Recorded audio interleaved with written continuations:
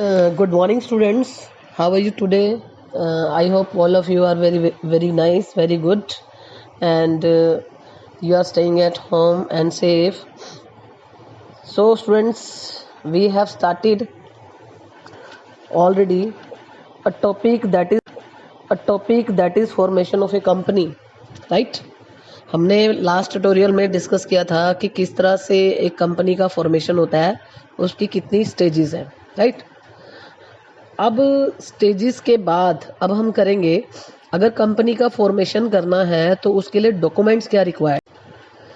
हमने जब कंपनी का रजिस्ट्रेशन कराना होता है तो रजिस्ट्रेशन के जब डॉक्यूमेंटेशन सबमिट होती है तो उसमें ये 3 इम्पॉर्टेंट डॉक्यूमेंट होते हैं जो हमें साथ में सबमिट कराने होते हैं, राइट? तो ये 3 इम्पॉर्टेंट डॉक्यूमेंट क्या हैं? पहला है आपका मेमोरेंडम ऑफ एसोसिएशन, जिसके बिना कोई भी कंपनी नहीं बनाई जा सकती, जिसमें कंपनी के मेजर ऑब्जेक्टिव्स मेंशन होंगे। कोई भी एक्टिविटी मेमोरेंडम ऑफ एसोसिएशन के एरिया के आउटसाइड नहीं की जा सकती। And next is article of association. ये कंपनी की इंटरनल गाइडलाइंस हैं जो कि मेमोरेंडम के अकॉर्डिंग वर्क करती हैं। And third one is prospectus. Prospectus जो होता है एक तरह से कंपनी के शेयर्स को परचेज करने के लिए पब्लिक को एक इनविटेशन होता है, राइट? तो हम ये तीनों चीज़ें डिटेल में पढ़ेंगे कि ये डॉक्यूमेंट्स क्या हैं। मैंने आपको जस्ट अभी इनके बारे में थोड़ा सा ओवरव्यू बताया कि ये है क्या चीज़। तो first of all we will discuss memorandum of association, right? तो मेमोरेंडम ऑफ एसोसिएशन के बारे में हम डिटेल में डिस्कस करेंगे, इसके कंटेंट्स क्या हैं वो भी, और ये है क्या, right? So students, memorandum of association एक बेसिक डॉक्यूमेंट है in which those conditions are mentioned on basis of which company is incorporated, यानी कि वो सारी कंडीशंस मेंशन होती हैं जिनके बेस पे कंपनी बनाई जा इनकॉर्पोरेटेड, यानी कि वो सारी कंडीशंस मेंशन होती हैं जिनके बेस पे कंपनी बनाई जा रही है। और ये कंपनी का मोस्ट इम्पॉर्टेंट डॉक्यूमेंट है जिसके बिना कोई भी कंपनी का इनकॉर्पोरेशन नहीं हो सकता। इसमें कंपनी के सारे राइट्स और ऑब्जेक्शन होंगे। इनफैक्ट आप ये भी कह सकते हो a foundation stone on which a company form of organisation is established as a house. एक तरह से एक ऐसा प्लेटफॉर्म है जहां पर कंपनी का हाउस बनाया जाता है, जिसके ये डॉक्यूमेंट कंपनी के लिए एक बाउंड्री वॉल का काम करेगा। कोई भी एक्टिविटी इस बाउंड्रीज के अगेंस्ट नहीं जा सकती। हर एक पर्सन को सपोज किया जाएगा कि मेमोरेंडम में जो भी लिखा गया है वो सबको पता होना चाहिए, जो कि ऑर्गेनाइजेशन का पार्ट है। सो मेन पर्पस क्या है इस डॉक्यूमेंट का? To tell everyone the area of companies activity. अब ये एवरीवन कौन है? शेयर होल्डर हो सकते हैं, क्रेडिटर हो सकते हैं, या वो पर्सन जिससे कंपनी ट्रांजैक्शन की। तो इस तरह से मेमोरेंडम ऑफ एसोसिएशन जो है हमारा एक इम्पोर्टेंट डॉक्यूमेंट है। अब बात करेंगे कि इस डॉक्यूमेंट में ऐसा क्या मेंशन होता है। There are 6 important clause in memorandum of association of a company. First is name clause. जब हम बात करेंगे नेम क्लॉज की, इसमें ये मेंशन होगा कि कंपनी किस नेम से रजिस्टर्ड है। और कंपनी का जब नाम जो होता है वो ये कह रहा है कि the name of company not only for its identification, सिर्फ पहचान के लिए ज़रूरी नहीं है, but for a symbol of personal existence, ये भी ज़रूरी है। तो कंपनी को अपना एक इंडिपेंडेंट नाम सेलेक्ट करना पड़ता है ताकि वो अपने नाम से सारी एक्टिविटीज़ परफॉर्म कर पाए। कंपनी को अपना नेम चूज करते टाइम कुछ चीज़ों को कंसिडर करना होता है। वो क्या है?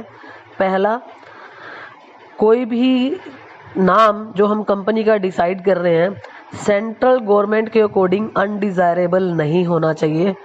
कुछ नाम ऐसे हैं जिनको सेंट्रल गवर्नमेंट ऑब्जेक्शन लगाती है कि ये आप अपनी कंपनी का नाम नहीं रख सकते। इसी तरह से कुछ नाम ऐसे भी होते हैं जो पर्टिकुलर एक एक्ट के अकॉर्डिंग प्रोहिबिटेड हैं, तो वो वाले नाम नहीं रखने आपने। किसी भी कंपनी को कोई राइट नहीं है वो अपनी कंपनी के नाम के पीछे किंग, क्वीन, रॉयल ये वर्ड यूज कर सके। सेंट्रल गवर्नमेंट की अप्रूवल के बिना इनको हम अपनी नेम का पार्ट नहीं बना सकते, राइट। एंड इसके अलावा कंपनी का जब नेम डिसाइड किया जाता है तो उसमें यूज किए जाते हैं लिमिटेड एंड प्राइवेट लिमिटेड। तो अकॉर्डिंगली जिस टाइप की आप कंपनी बना रहे हो वही नाम उसमें यूज होगा। एंड सेकंड क्लोज इज जो कि आपका है ऑब्जेक्ट क्लोज। ऑब्जेक्ट क्लोज क्या है? ऑब्जेक्ट क्लोज क्या है आपका जो मोस्ट इंपॉर्टेंट क्लोज है मेमोरेंडम का। इसमें ये बताया जाता है कि कंपनी के मेन ऑब्जेक्टिव क्या हैं, जिसके लिए कंपनी मेनली बनाई गई है। और कंपनी के ऑब्जेक्टिव्स को 2 पार्ट्स में डिवाइड किया गया है, मेन ऑब्जेक्टिव, दूसरा है आपके अदर ऑब्जेक्टिव। वो है जिसके लिए कंपनी का फॉर्मेशन हुआ। और अदर ऑब्जेक्टिव्स वो हैं जो हमने एक तरह से स्मॉल ऑब्जेक्टिव्स कह सकते हो, जो कि मेन ऑब्जेक्टिव को अचीव करने के लिए बनाए गए हैं। और आप ये भी कह सकते हो कि उनके सबऑर्डिनेट हैं ये। लेकिन ऑब्जेक्टिव डिसाइड करते टाइम ये ध्यान रखना पड़ेगा आपको कि ऑब्जेक्टिव इमोरल नहीं होना चाहिए, इलीगल नहीं होना चाहिए, लाइक लॉटरी बिजनेस या गैम्बलिंग बिजनेस नहीं होना चाहिए, और ना ही किसी पब्लिक पॉलिसी के अगेंस्ट होना चाहिए। पब्लिक पॉलिसी में लाइक कोई काम कर रही हो तो वो नहीं होना चाहिए। तो ये था आपका object close. And third one is registered office close. आपको बुक में, टेक्स्ट बुक में रजिस्टर्ड ऑफिस की जगह वर्ड यूज किया हुआ है सिचुएशन क्लोज, तो दैट इज सेम।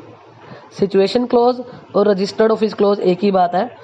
इसमें यह बताएगा मेमोरेंडम में कि कंपनी का रजिस्टर्ड ऑफिस कहाँ लोकेटेड है, और जनरली कंपनी का रजिस्टर्ड ऑफिस उसी स्टेट में होता है जिस स्टेट में कंपनी का रजिस्ट्रेशन हुआ है। और जब हम कंपनी का रजिस्ट्रेशन करा रहे हैं तो हमें उसमें उसका एड्रेस मेंशन करना पड़ता है।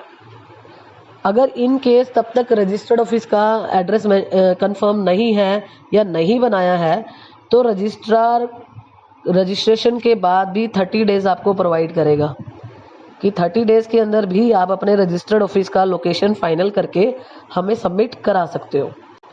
लेकिन ये फैसिलिटीज जो है दी जाती हैं, लेकिन एक पर्टिकुलर सिचुएशंस होंगी जिसमें कंपनी रजिस्ट्रार उनको ये परमिशन देगा। इसके अलावा ये ज़रूरी नहीं है कि कंपनी अपना बिजनेस भी रजिस्टर्ड ऑफिस में करे। बिजनेस पर भी किसी लोकेशन से कर सकता है, लेकिन रजिस्टर्ड ऑफिस यानी कि जितनी भी आप ये कह सकते हो कि लेटर्स या इंफॉर्मेशन ऑफिशियल जो भी मैसेजेस ट्रांसफ़र होंगे वो रजिस्टर्ड ऑफिस के थ्रू होंगे। लेकिन बिजनेस आप कहीं और प्लेस पे भी कर सकते हो।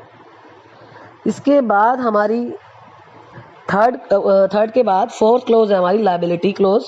लायबिलिटी क्लोज क्या है? लायबिलिटी क्लोज आपको ये बताएगी कंपनी के शेयर होल्डर जिन्होंने कंपनी के शेयर्स परचेज किए हैं उनकी लायबिलिटी लिमिटेड है।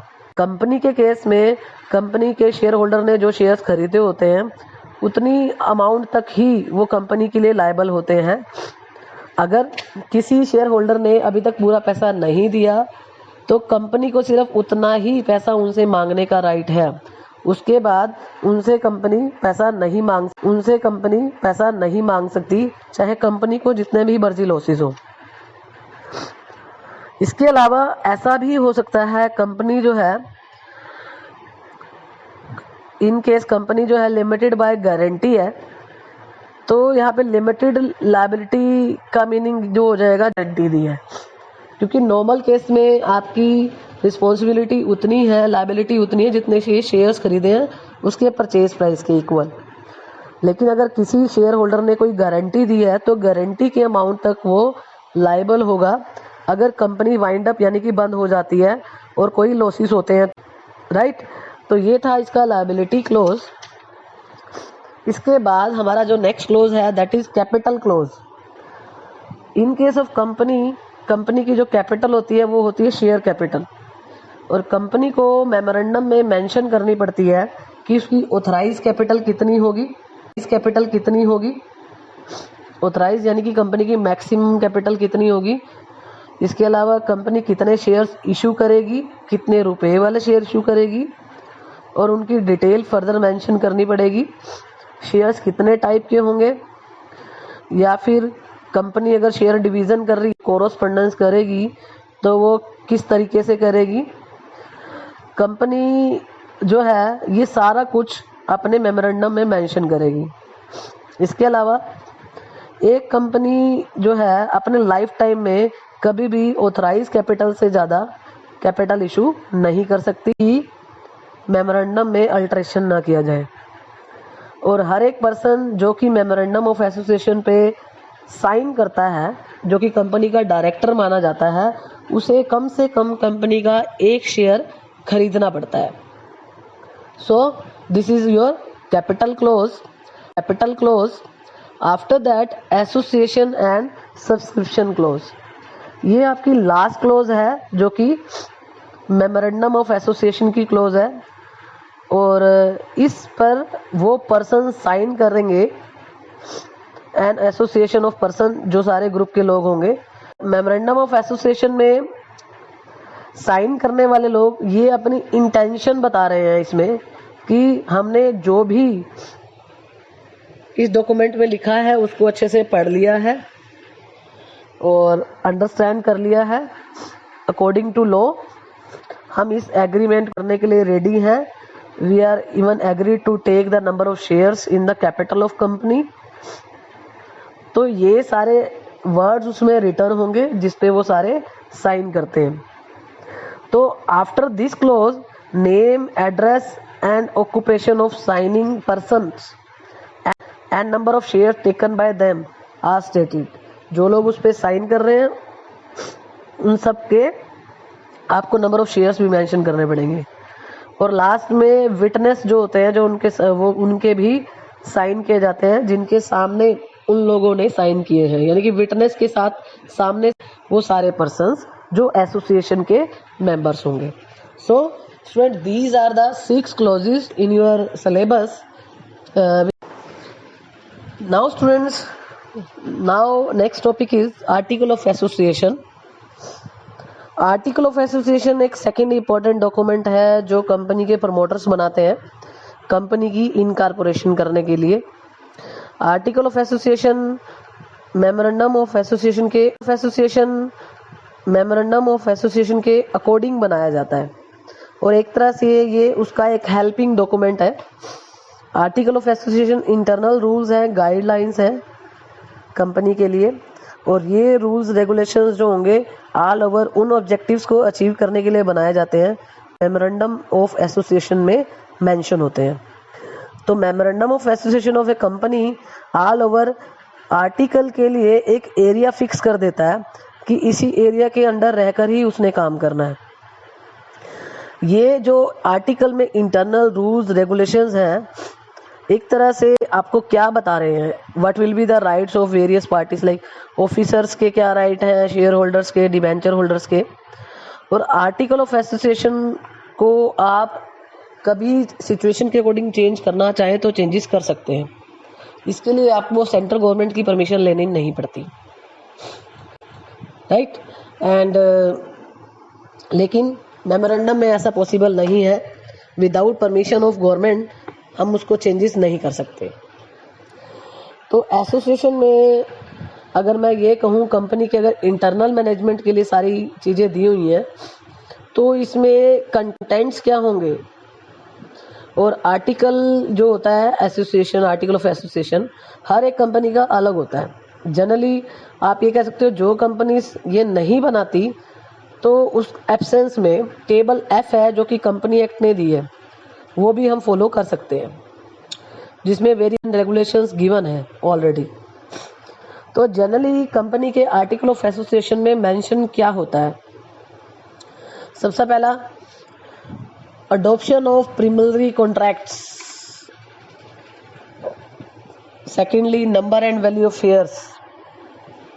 Third, call on shares, allotment of shares, transfer of shares, forfeiture, reissue, surrender of shares, alteration of shares, share certificates, conversion of shares into stocks, meetings and proceedings, voting right, proxies, polls, appointment, remuneration of directors, borrowing powers, dividend and reserves, accounts and auditing, procedures of winding up, seal of company, या फिर जो preliminary आपने contract किए उसमें क्या changes किए जा सकते हैं, डायरेक्टर्स की क्या पावर्स होंगी, रूल्स क्या होंगे अगर कंपनी के रिजर्व्स या फंड्स मेंटेन करने हैं, प्रोसीजर्स क्या होंगे कंपनी को वाइड अप करने के, ऑल ओवर अंडरराइटिंग कमीशंस क्या होगी,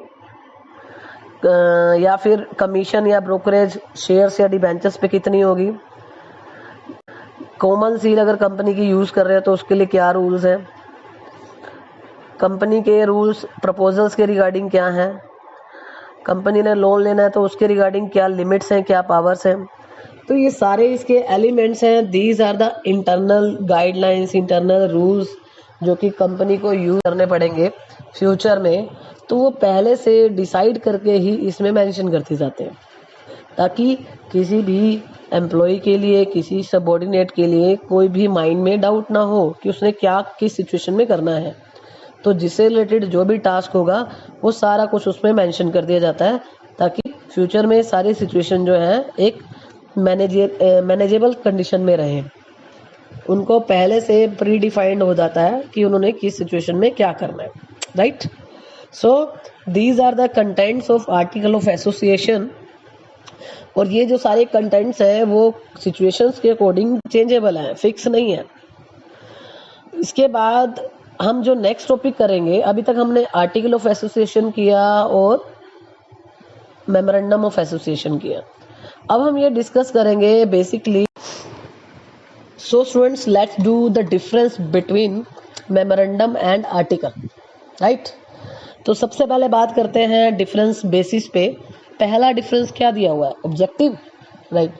मेमोरेंडम ऑफ एसोसिएशन में कौन से ऑब्जेक्टिव मेंशन होते हैं? वो जिसके लिए कंपनी बनाई गई है, वो जिसके लिए कंपनी बनाई गई है, right. And article of association में वो इंटरनल रूल्स गाइडलाइंस हैं जो कंपनी को मैनेज करने में हेल्प करेंगे। दूसरा, वो रूल्स रेगुलेशंस हैं जो मेन ऑब्जेक्टिव को अचीव करने में हेल्प करेंगे। कौन से ऑब्जेक्टिव? जो मेमोरेंडम में डिसाइड हुए, right. And secondly, position. Memorandum एक ऐसा डॉक्यूमेंट है जो कंपनी का इम्पोर्टेंट मेन डॉक्यूमेंट है, जिसके बिना आप ये कह सकते हैं कंपनी बनाई नहीं जा सकती। आर्टिकल ऑफ एसोसिएशन एक सब्सिडरी यानी कि हेल्पफुल डॉक्यूमेंट है जो किसको? सब मेमोरेंडम को, कंपनी एक्ट के अकॉर्डिंग, राइट। थर्ड डिफरेंस दिया हुआ है रिलेशनशिप का। मेमोरेंडम ऑफ एसोसिएशन आपका रिलेशनशिप किससे बता रहा है? कंपनी का रिलेशनशिप आउटसाइडर से डिसाइड कर रहा है कि क्या रहेगा। लेकिन जो आर्टिकल है वो रिलेशनशिप किसका बता रहा है? इंटरनल मेंबर्स का बता रहा है, कंपनी के साथ कैसा रिलेशन है उनका। And validity. Memorandum of association में जो भी चीज़ें मेंशन हैं वही एक्टिविटीज़ वैलिड मानी जाती हैं। जो इसके बाहर चली गई उसके लिए कंपनी वैलिड नहीं मानी जाएगी। लाइक कंपनी की वो एक्टिविटीज़ वैलिड नहीं मानी जाएंगी जो मेमोरेंडम ऑफ एसोसिएशन को क्रॉस करके जा रही हैं, यानी कि उनकी पावर्स, उनकी इंस्ट्रक्शंस के बाहर जा रही हैं, तो वो मेमोरेंडम की एक्टिविटीज़ नहीं मानी जाएंगी और वो कंपनी उसके लिए लायबल भी नहीं होगी। लेकिन आर्टिकल में जो भी मेंशन है उससे बाहर हम जा सकते हैं। क्यों? क्योंकि उसको आप चेंजेस कर सकते हो अकॉर्डिंग टू सिचुएशन। मेंबर्स को इस चीज़ की पावर है। तो हम ये नहीं कह सकते कि आर्टिकल में जो चीज़ मेंशन नहीं है उसके बाहर जो की गया वो उसके लिए कंपनी लायबल नहीं होगी। And next point is necessity. Necessity हमने पहले बात भी की है मैंने कि मेमोरेंडम ऑफ एसोसिएशन एक ऐसा डॉक्यूमेंट है जो ज़रूरी है कंपनी के लिए फाइल करना रजिस्ट्रार के पास, जिसके बिना कंपनी बनेगी नहीं। लेकिन आर्टिकल जो है नहीं है पब्लिश करना पब्लिक के लिए। इसकी जगह हम कंपनी एक्ट की एक टेबल ए जो है वो भी फॉलो कर सकते हैं जो कंपनीज आर्टिकल ऑफ एसोसिएशन नहीं बनाती, राइट। एंड नेक्स्ट बात करते हैं अल्टरेशन की। अल्टरेशन यानी कि चेंजेस। मेमोरेंडम ऑफ एसोसिएशन में चेंजेस करना इजी नहीं है, डिफ़िकल्ट है, क्योंकि बहुत सारी ऐसी सिचुएशंस होती हैं जब आप उसमें चेंज करना चाहो तो पहले सेंट्रल गवर्नमेंट की परमिशन लेनी पड़ेगी, फिर उसके बाद आप उसमें चेंजेस करोगे। एंड आर्टिकल में आप कभी भी अल्टरेशन कर सकते हो, लेकिन उसके लिए बस सभी मेंबर्स के सामने एक रिजोल्यूशन पास करके परमिशन लेनी होती है। उसके लिए सेंट्रल गवर्नमेंट से परमिशन लेने की ज़रूरत नहीं है, यानी कि कंपैरेटिवली इसको चेंज करना इजी है बजाय कि मेमोरेंडम से। So students, these are two important document जो कि हमने आज डिस्कस किए हैं, memorandum of association and article of association. इसके बाद आपके इम्पोर्टेंट डॉक्यूमेंट में से एक डॉक्यूमेंट रह गया, दैट इज प्रोस्पेक्टस, जो कि हम नेक्स्ट लेक्चर में डिस्कस करेंगे, right. So students, please do it well and start doing the assignment also. बहुत कम स्टूडेंट हैं जो क्लास में असाइनमेंट कर रहे हैं। लेट मी क्लियर दैट जो स्टूडेंट्स असाइनमेंट कंप्लीट नहीं करेंगे, I will not give proper internal assessment to them. It will impact as well as their marks in the internal assessment of final also. So keep doing regularly their assignment and attend the tutorial regularly so that there will be no problem in your final exam, right? Thank you so much. All the best.